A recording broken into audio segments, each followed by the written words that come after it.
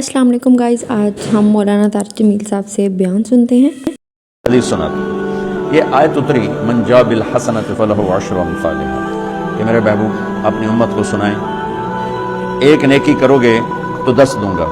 अच्छा, ये है इंटरनेशनल लॉ, आदम अलैहिस्सलाम से ईसा अलैहिस्सलाम और मेरे नबी तक ये एक ही कानून है भाई। एक के सुना ना, 1 पे 10, सबने सुना ना कि 1 करो तो 10, ये कुरान में भी आता है, हदीस में भी आता है। तो अब आयत उतरी मन जा बिल हसनत फलहु अशरु अम्सालिहा, 1 पे 10 गुना।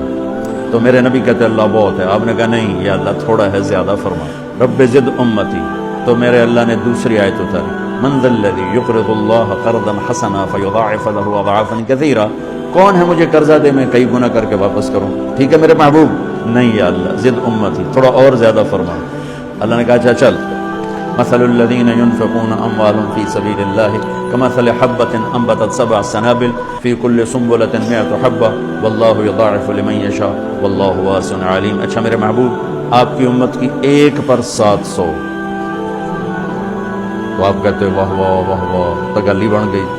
1 पे 700, कोई है कायनात में ऐसा कारोबार कि रुपए की चीज पर आप 700 रुपया नफा ले सको? है कोई दुनिया में ऐसा काम? पूरी कायनात में ऐसा काम कोई नहीं। मैं कुर्बान जाऊँ, रहमतुल्लिल आलमीन ने फिर कहा या अल्लाह थोड़ा है, जरा और ज्यादा फरमाओ। खुसूसी पैकेज पर यह सारा सुना रहा। तो मेरे अल्लाह ने कहा अच्छा मेरे हबीब चल हूँ आप ज़रब छड़िए, तकसीम छड़िए, जमा छड़िए, तो फिर 100 200 300 400 500 600 700 नहीं, छोड़ दो।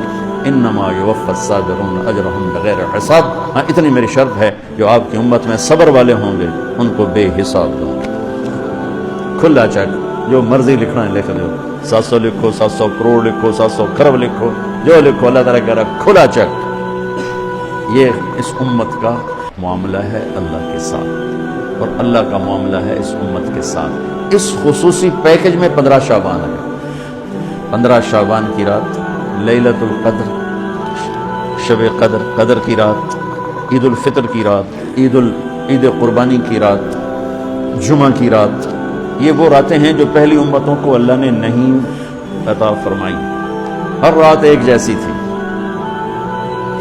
और इस रात को मेरे नबी की सुबह को रोज़ा रखते थे, और उस रोज़े की फजीलत ये इरशाद फरमाई कि 15 शाबान का रोज़ा पिछली 15 से इस 15 के दरमियान जितने गुनाह होते हैं सब की माफ़ी करवा देता। एक दिन का रोज़ा सारे पूरे साल के गुनाह माफ़ फरमा देता।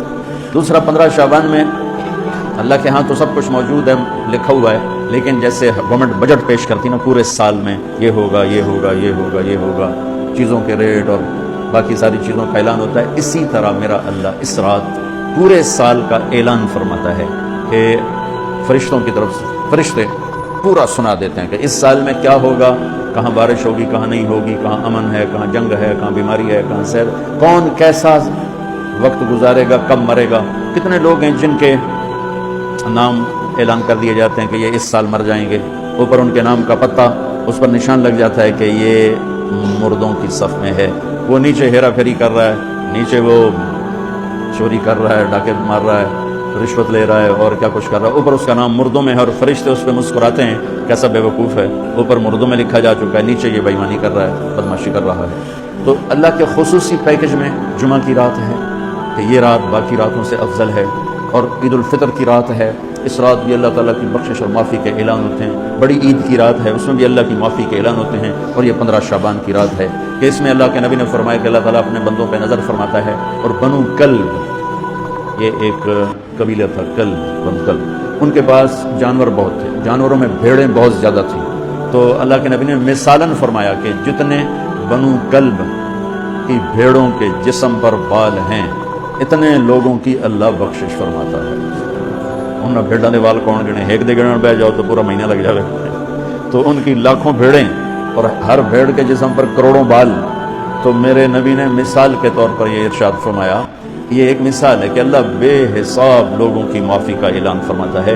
आप फरमाते थे कि मैं रोज़ा रखता हूँ इसलिए कि जब मेरी मौत का ऊपर ऐलान हो रहा हो तो मैं रोज़े के साथ, मैं जब मेरा नाम जिंदों से कट के और आगे जाने वालों में लिख दिया जाए तो फिर मैं रोज़े की हालत में हूँ। तो इस दिन का रोज़ा और रात की बंदगी, रात की बंदगी कोई मखसूस नहीं, हमारे यहाँ बहुत सारे अजीब व गरीब काम शुरू हो रहे हैं। اور 15 شعبان ہو، لیلۃ شب قدر ہو، شب جمعہ ہو، یا جتنی بھی یہ عبادات کی رات ہیں، اس میں کوئی اجتماعی عبادت نہیں ہے، اس میں فرد کی انفرادی عبادت ہے اور گھر میں ہے، مسجد میں نہیں، گھر میں۔ اپنے گھروں کو مسجد بناؤ۔ میرے نبی کبھی بھی سنتیں مسجد میں نہیں پڑھتے تھے۔ آپ حیران ہوں گے کہ میرے نبی نے کبھی زندگی اشراق پڑھے، مسجد میں 2 نفل آپ نے پڑھے ہیں اشراق، اس کے علاوہ آپ سنتیں گھر سے پڑھ کے آتے تھے اور نوافل گھر جا کے پڑھتے تھے۔ تو یہ نفلی بندگی کی رات ہے بھائیو۔ تو اس رات میں انفرادی عبادت ہے، کوئی اجتماعی نہیں آؤ بھائی صلاۃ تسبیح پڑھیں اور آپ بھی اکٹھے بیٹھ کے ذکر کریں، اکیلا۔ اور پھر اس میں بہترین بندگی ہے توبہ کرنا اور دعا کرنا، بہترین بندگی، کیونکہ اس رات میں اللہ تعالیٰ اپنے بندوں پہ نظر ڈالتا ہے اور سب اہل ایمان کی بخشش کرتا ہے۔ اللہ کی بارگاہ میں کچھ گناہ کی کوئی حیثیت نہیں، توبہ کر لو۔ شرک بھی ہے ہزاروں سال کا، توبہ کر لے یوں معاف، 1 سیکنڈ میں معاف۔ توبہ نہ کریں تو پھر کام خطرناک ہے، توبہ کر لے تو شرک بھی معاف ہے۔ تو اس رات کی برکتوں میں، رحمتوں میں ہم توبہ کریں اپنے گناہوں پر، ہم نیکیاں بھی گناہ ہیں ہمارے۔